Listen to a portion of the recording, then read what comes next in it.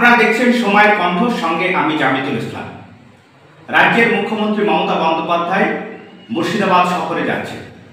আপনারা প্রত্যেকে জানেন যে সম্প্রতি অকাপ সংশোধনী আইনের বিরোধিতায় মুর্শিদাবাদ উত্তপ্ত হয়ে উঠেছিল। প্রশাসনের উদ্যোগে খানিকটা থিতিয়েছে। তার মধ্যেই 5ই মে রাজ্যের মুখ্য প্রশাসক, রাজ্যের মুখ্যমন্ত্রী মমতা বন্দ্যোপাধ্যায় মুর্শিদাবাদ সফরে যাচ্ছে। আর রাজ্য প্রশাসন মমতা বন্দ্যোপাধ্যায় এই সফরসূচি জানিয়ে দিয়েছেন।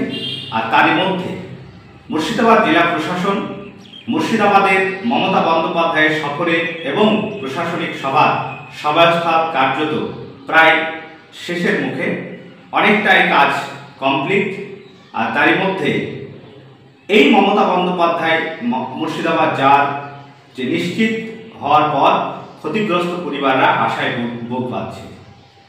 জেলা প্রশাসন সূত্রে খবর যে মমতা বন্দ্যোপাধ্যায় 5ই মে মুর্শিদাবাদ সফরে গিয়ে সেই দিন বহরমপুরে সার্কিট হাউসে থাকবেন। সাধারণ কোনো কর্মসূচি তার সেদিন থাকবে না।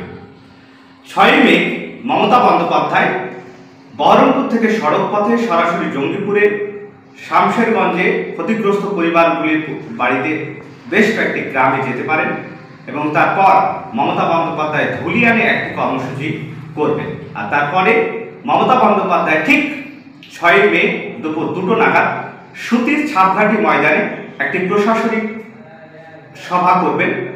আর এরই মধ্যে ক্ষতিগ্রস্ত পরিবারগুলি বলতে চাইছেন যে মমতা বন্দ্যোপাধ্যায় এই সফরে তারা তাদের ক্ষতিপূরণের দাবি জানাবেন।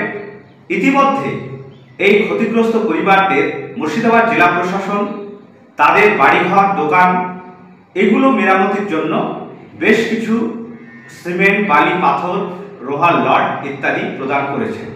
কিন্তু এই ক্ষতিগ্রস্ত পরিবার লোকেদের দাবি যে এই সামান্য আর্থিক সহযোগিতায় নয়, মমতা বন্দ্যোপাধ্যায় অন্যান্য যে দুর্ঘটনার ক্ষেত্রে যেভাবে ঘোষণা করেন ঠিক তেমনই ক্ষয়ক্ষতির বিচার করে একটি প্যাকেজ ঘোষণা করুন, এই দাবি তারা সেদিনে জানাতে পারে।